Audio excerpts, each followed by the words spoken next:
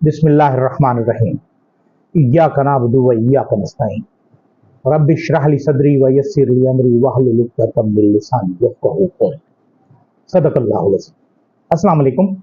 MTL TV के साथ मैं हूं एमटीएल यानी मोहम्मद तस्लीम नवाज।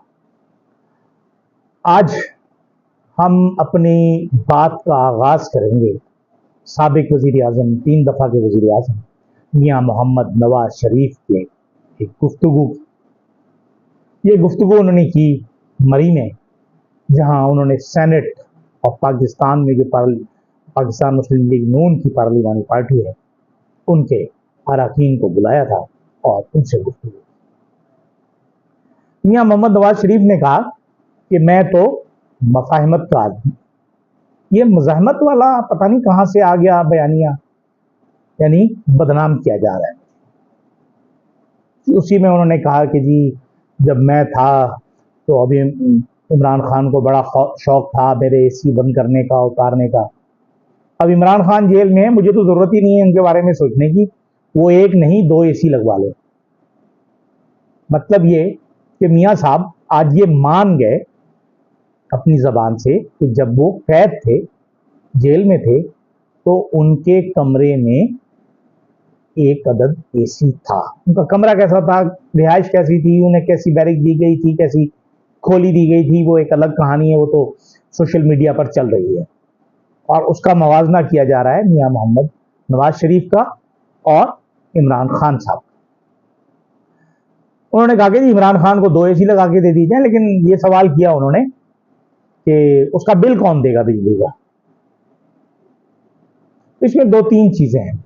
एक तो बड़ी मेहरबानी मियाँ साहब कि आप कम से कम ये तो मान गए कि आप के कमरे में एसी था, यानी सहूलियात थी, वो सहूलियात जो इमरान खान के पास नहीं। दूसरा ये कि बिल कौन देगा। जब आप कैद थे तो आपका बिल कौन देता था? हुकूमत देती थी, जेल इंतजामिया देती थी, आप देते थे, कौन देते? ये तो जब कैद है आदमी, तो कैद होने के बाद जो कवानीन है उनके मुताबिक सारे काम होते। बहरहाल ये जो तज़हीक करने की कोशिश की गई और ये बताने की कोशिश की गई हुकूमत की जानिब से कि हमने उन्हें बड़ी लेविश किस्म की सहूलियात दी हुई हैं, जिसमें पीपल्स पार्टी वाले भी बगलें बजा रहे हैं, मुस्लिम लीग नून वाले तो बगलें बजा ही रहे हैं। कल भी गुजारिश की थी शर्जील मेमन साहब से कि जनाब अली, अगर जेल का कमरा ऐसा होता है जैसे आपका शहद वाला कमरा था, जिसमें उस वक्त के चीफ जस्टिस बज़ाते खुद तशरीफ ले गए थे, तो क्या ही अच्छा हो, उतना अच्छा कमरा तो मिलना चाहिए, क्योंकि कम से कम आप नंबर 1 लेवल की जो क़यादत है उसमें तो नहीं आते, बल्कि आप नंबर 2 में भी नहीं, आप नंबर 3 में आते हैं। क्योंकि नंबर 1 में तो ज़ाहिर है पार्टी लीडरान होते हैं, जिसमें आसिफ अली जरदारी हैं, जिसमें बिलावल भुट्टो हैं, बिलावल भुट्टो क्या बिलावल जरदारी हैं, नवाज शरीफ हैं, शहबाज शरीफ हैं, मरियम नवाज हैं, चूंकि ये मालिक हैं पार्टियों की, इनके पास मिल्कियत है। उसके बाद दूसरे दर्जे पर वो लोग आते हैं जो नेशनल असेंबली और सेनेट में जाते हैं, और फिर तीसरी लाइन होती है जिसमें सूबाई असम्बलियाँ आती हैं। तो शर्जील मेमन साहब तो तीसरी लाइन में हैं और उन्हें भी इस तरह की सहूलतें दी गई थी, तो फिर बाकी लोगों को क्या दिया जाएगा। अच्छा, अब पंजाब हुकूमत ने एक काम ये किया है कि वो जो हतक इज्जत का बिल है वो उस पर कायम मकाम गवर्नर ने दस्तखत कर दिए हैं और उसके बाद वो कानून बन गया है। आजकल में उस पर उसका नोटिफिकेशन भी हो जाएगा, लेकिन उसके साथ ही आज लाहौर हाई कोर्ट में उसे चैलेंज भी कर दिया गया। अब क्या होता है, कैसे होता है, वो तो अब कहानी अलग है। अब देखते हैं कि अदालत जो है उसके बारे में क्या फैसला करती।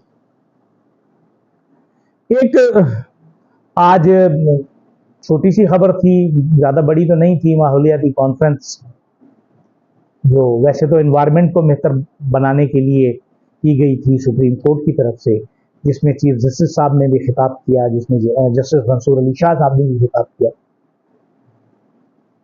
میں چیف جسٹس صاحب سے یہ گزارش کروں گا کہ چیف جسٹس صاحب، ماحول بہت اچھی بات ہے، ہونا چاہیے، لیکن سیاسی ماحول، امن و امان کا ماحول بھی ملک میں بہتر ہونا چاہیے، اور یہ آپ کی پرائم ذمہ داری ہے، یہ عدلیہ کی پرائم ذمہ داری، آپ کی یہ ذمہ داریوں میں شامل ہے کہ اگر کوئی اس ملک کو لوٹ رہا ہے، اگر کوئی اس ملک میں چوری کر رہا ہے، اگر کوئی اس ملک میں رشوت ستانی کر رہا ہے، اگر کوئی اس ملک میں آئین کے خلاف کوئی کام کر رہا ہے، آئین توڑ رہا ہے، قانون توڑ رہا ہے، آپ اسے روکیں اور قانون کی پاسداری کے لیے ماحول کو اچھا بنائیں۔ اس وقت آپ کے پاس جو عہدہ ہے پاکستان میں کسی کے پاس نہیں۔ آپ اس ملک کے 25 کروڑ عوام کے لیے منصف اعلیٰ ہیں، قاضی ہیں، نام کے بھی قاضی ہیں اور عہدے کے بھی قاضی۔ یہ آپ پر فرض بنتا ہے کہ اس ملک کو بہتر بنانے کے لیے، اس ملک کو بچانے کے لیے اپنا کردار ادا کریں، کیونکہ آپ کے والد محترم نے اس پاکستان کو بنانے کے لیے بہت محنت کی، وہ قائد اعظم کے ساتھیوں میں ہوتے تھے۔ اگر آپ کی وجہ سے اس ملک کو، اس ملک کے قانون کو، اس ملک کے آئین کو کبھی نقصان پہنچا تو تاریخ آپ کو کبھی اچھے الفاظ سے یاد نہیں کرے گی۔ آپ کو اگر خدا نہ خواستہ برے الفاظ میں لکھا گیا، یاد کیا گیا، تو شاید یہ آپ کی تو شاید توہین نہ ہو، آپ کے والد کی توہین ضرور ہو۔ اب صورتحال جو اہم ہے وہ یہ ہے کہ میاں محمد شہباز شریف جو ہے وہ 5 روزہ دورہ مکمل کر کے واپس آ چکے ہیں۔